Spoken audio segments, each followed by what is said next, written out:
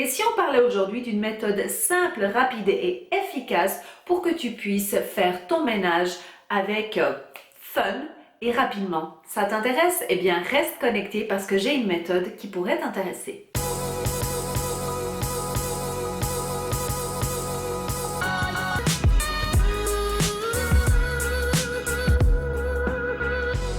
Hello toi et bienvenue sur ma chaîne Une Nana in London. On se retrouve encore aujourd'hui pour une vidéo sur une thématique que j'adore qui est concernant l'organisation et surtout l'organisation des tâches ménagères. Il y a de cela quelques mois en arrière, j'ai découvert un livre qui s'appelle The Organized Mom Method. Et ce n'est pas facile à dire. Qui est résumé par la méthode Tom. C'est vachement plus facile. Quelle est cette méthode et qui l'a inventée? Eh bien, c'est Gemma, une maman qui, à l'époque, travaillait énormément d'heures et qui n'avait pas beaucoup de temps pour ses tâches ménagères, pour son intérieur et pour en même temps avoir aussi du temps pour elle. Donc un jour, elle s'est dit: non, il faut que je trouve une méthode qui me convienne à moi. Et donc elle s'est assise tout simplement avec un papier, un crayon et elle a commencé à écrire ce qui pourrait pour elle fonctionner par rapport à ses horaires. Donc ce qui était au tout départ une idée qui était simplement pour son foyer, eh bien s'est répandu après qu'elle a vu qu'en fait elle pouvait vraiment aider pas mal de personnes à pouvoir utiliser cette méthode. Si tu es une de ces personnes qui en fait garde ton week-end pour pouvoir tout nettoyer à fond, pouvoir vraiment nettoyer de fond en comble, eh bien cette méthode pourrait peut-être t'intéresser pour un petit peu alléger cette lourde charge. Cette méthode se divise en 3 parties et à la fin de chaque étape, en fait, je vais te donner moi mon opinion par rapport à ce que j'ai testé. Quelles sont les petites modifications que moi j'ai apportées pour que ça me convienne? Parce que, comme tu le sais et que je te dis à chaque fois, eh bien, même si je te propose une méthode, des conseils, eh bien, adapte-les toujours à ta vie, mais c'est toujours bien d'avoir de l'inspiration. Comment ça fonctionne? La première étape est l'étape des daily jobs, donc ce qui veut dire les tâches quotidiennes. Et ça, Gemma nous explique que ça ne devrait pas être quelque chose que tu as à faire en plus de ce que en général tu fais, comme par exemple faire tes lits. Dans sa liste, qui n'est pas exhaustive et qu'elle dit toujours qu'il faut adapter selon toi, selon ta vie, selon ce que tu as envie de faire, c'est aussi de faire un rapide, on va dire, nettoyage de tes sols, une machine par jour, un rapide nettoyage de ta salle de bain. Pour cela, elle dit qu'on s'accorde plus ou moins 15 minutes pour faire ça. Mais encore une fois, ces tâches-là qu'elle donne comme idée, qui doivent être adaptées forcément, eh bien ce sont des tâches qu'à la limite tu fais de toute façon. C'est tout simplement pour dire que tu n'as pas besoin de prendre du temps supplémentaire pour les faire, mais c'est pour te donner quand même une idée que ça, ce sont les tâches du niveau 1 comme elle le dit. Donc je suis absolument avec Gemma sur ce point-là parce que je trouve que c'est important de pouvoir avoir ces petites tâches quotidiennes que l'on fait de toute façon. Alors ça ne veut pas dire que tu vas les faire dans un bloc de 15 minutes et puis tu fais top chrono, mais tout simplement tu sais que plus ou moins ça devrait te prendre ce temps-là pour pas que tu débordes trop. Donc, par rapport à cette méthode, donc ce niveau 1, eh bien pour moi, j'ai dû vraiment complètement pas le changer complètement, mais quand même faire un petit peu différemment parce que oui, je fais quand même tout ce qui est par exemple lessive, mais pour moi, je préfère m'attarder tous les jours un petit peu à ranger mon entrée, être sûre qu'elle soit propre parce que c'est la première pièce qu'on voit quand on a des invités, quand moi je rentre à la maison, que notre famille rentre à la maison. C'est vraiment là que je focus mon attention un peu tous les jours et ça ne veut pas dire que tous les jours je vais faire les mêmes tâches, mais dans mon idée ce que je vais faire c'est que je vais savoir que j'ai à peu près 15 minutes pour faire les lits, pour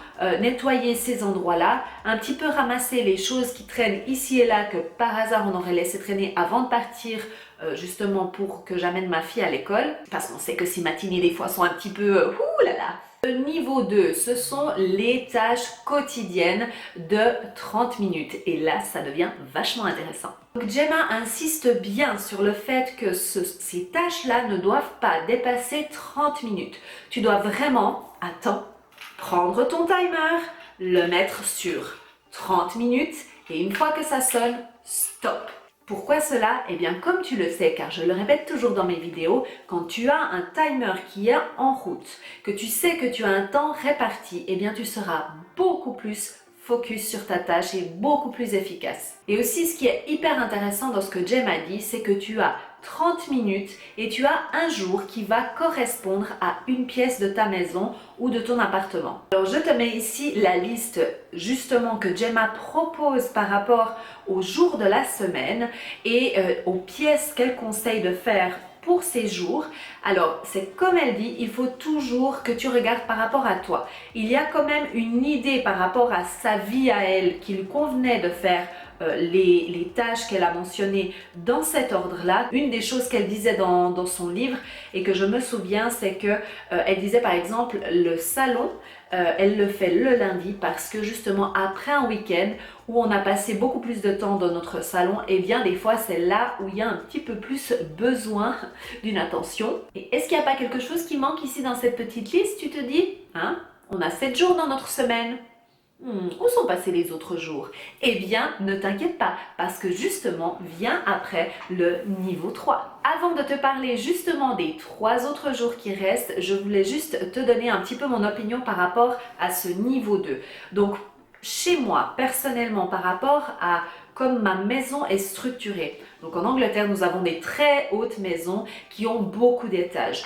Donc c'est vrai que pour moi, de devoir me prendre mon aspirateur, tous les produits et tout ça à chaque fois dans une pièce, puis dans l'autre, puis dans l'autre, puis dans l'autre, c'est un petit peu compliqué. Par contre, ce que j'essaye de faire, c'est de quand même chaque jour me consacrer ces 30 minutes. J'ai essayé un petit peu d'adapter comme ça. Pourquoi? Parce que moi je vais faire par étage plus que par pièce. Le niveau 3, c'est justement comme elle appelle le Friday Focus.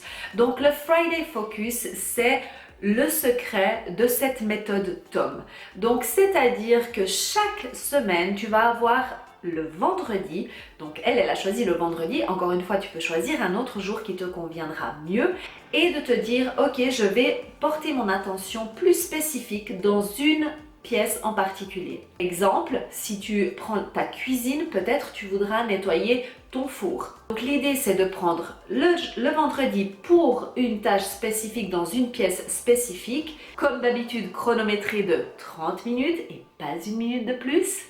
Et encore une fois, tu auras justement ici une liste de toutes les tâches qu'elle te conseille de faire par semaine.